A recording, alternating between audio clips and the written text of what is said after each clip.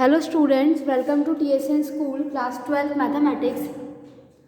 Continuing introduction and examples of exercise 11.3 part 8, video number 8 of exercise 11.3. What we discuss in this video is angle between two planes. ना बहुत सारी चीज़ें हम discuss करके आ रहे हैं, तो अब यहाँ पे जो हम टॉपिक डिस्कस कर रहे हैं that is angle between two planes. इससे प्रीवियस वीडियो में मैंने coplanarity of two lines discuss की थी कि दो लाइंस जो हैं वो सेम प्लेन में अगर होंगी तो उसकी कंडीशन क्या होती है. अब यहाँ मैं निकाल रही हूँ angle between two planes. Okay, तो सबसे पहले तो यहाँ इसकी डेफिनेशन आती है कि दो प्लेन्स के बीच में एंगल क्या होता है ना.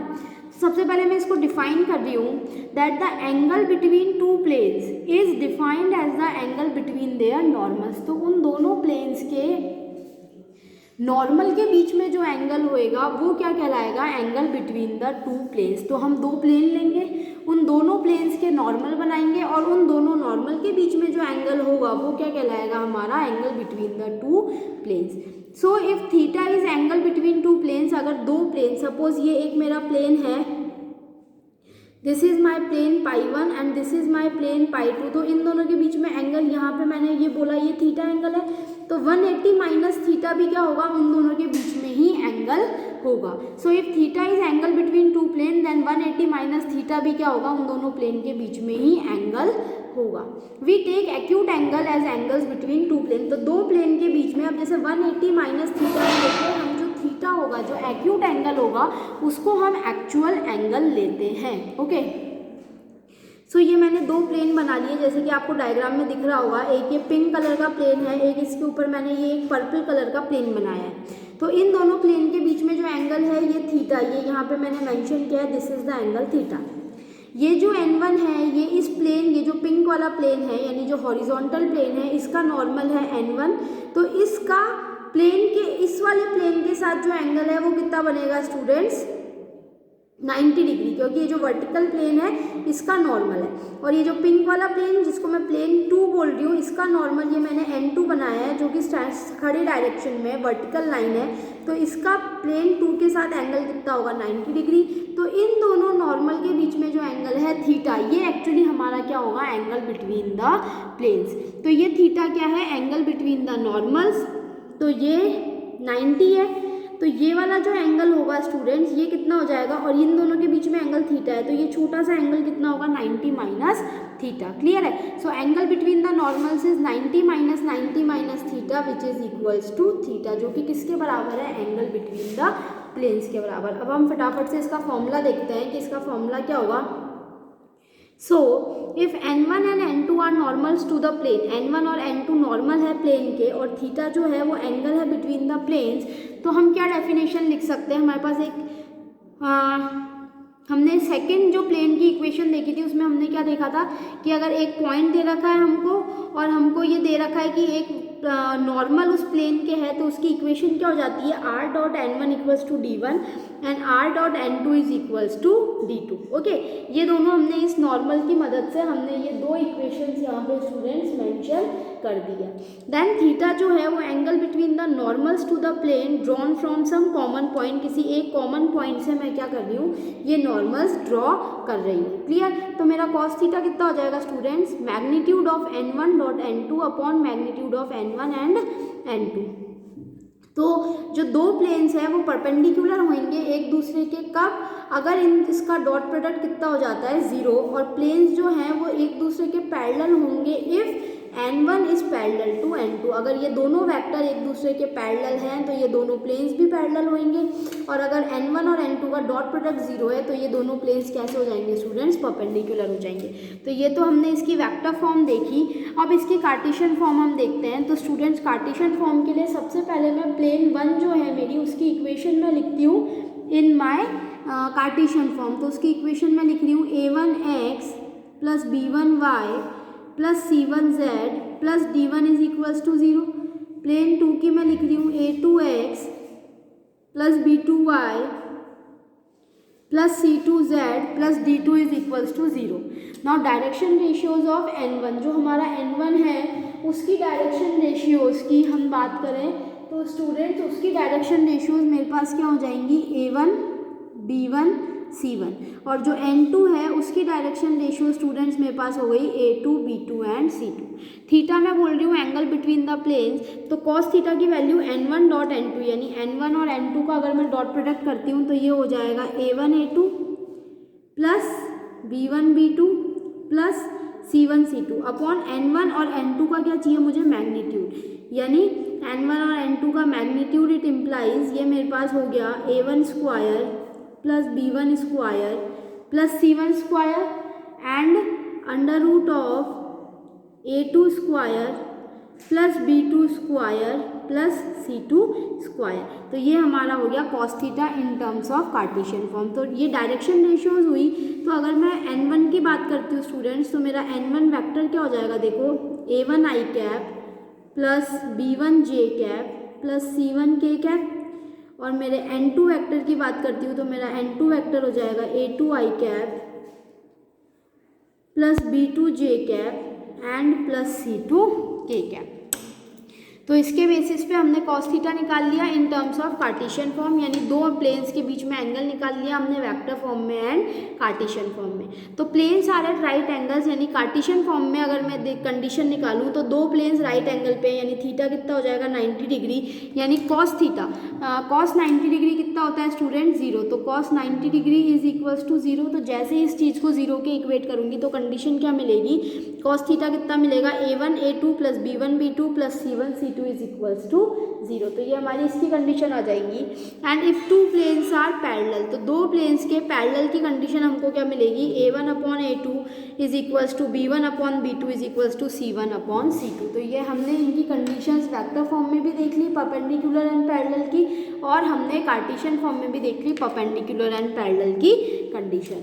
Based on this let's see some examples. Find the angle between two planes, दो प्लेन्स के बीच में हमको एंगल फाइंड आउट करना है यूजिंग वेक्टर मेथड ना। तो ये मेरे को प्लेन 1 दे रखा है, this is my plane 2। 2x plus y minus 2z equals to 5 and 3x minus 6y minus 2z equals to 7। So angle between two planes, इसका मतलब क्या होता है, देखो angle between two planes, it means that angle between their normals, यानी उन दोनों के नॉर्मल्स के बीच में जो एंगल होगा। ओके, तो यहाँ पे अगर A1x plus B1y plus C1z plus D1 अगर प्लेन की इक्वेशन थी तो उसके नॉर्मल की इक्वेशन क्या थी, A1 आई कैप B1 आई कैप प्लस C1 के कैप। सो यहाँ से जो नॉर्मल वैक्टर्स हैं वो हमको क्या पता चल रहा है, the normal vectors are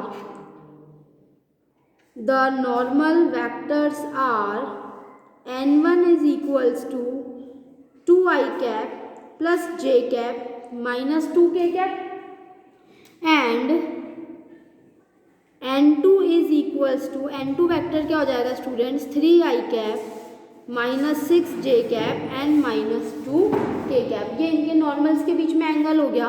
therefore हम क्या लिख सकते हैं, कॉस थीटा हमको पता है कितना होता है students, cos theta is equals to, यहाँ से अगर मैं इसको वेक्टर फॉर्म में भी देखती हूँ तो ये हो जाएगा N1, आप चाहे कैपिटल N1 लिखो चाहे स्मॉल लिखो, the one and same thing, magnitude of N1 upon magnitude of N2। सो जैसे ही हम यहाँ कॉस थीटा की वैल्यू लिखते हैं students, so my cos theta is equals to magnitude of N1 dot N2, that is 2i cap plus j cap minus 2k cap dot 3i cap minus 6j cap minus 2k cap upon under root of 2 का square plus 1 का square plus minus 2 का square and under root of 3 का square plus minus 6 का square and minus 2 का square. So this value comes out to be students, ये value अपनी कितनी हो जाएगी, 2i cap and 3i cap. So this comes out to B,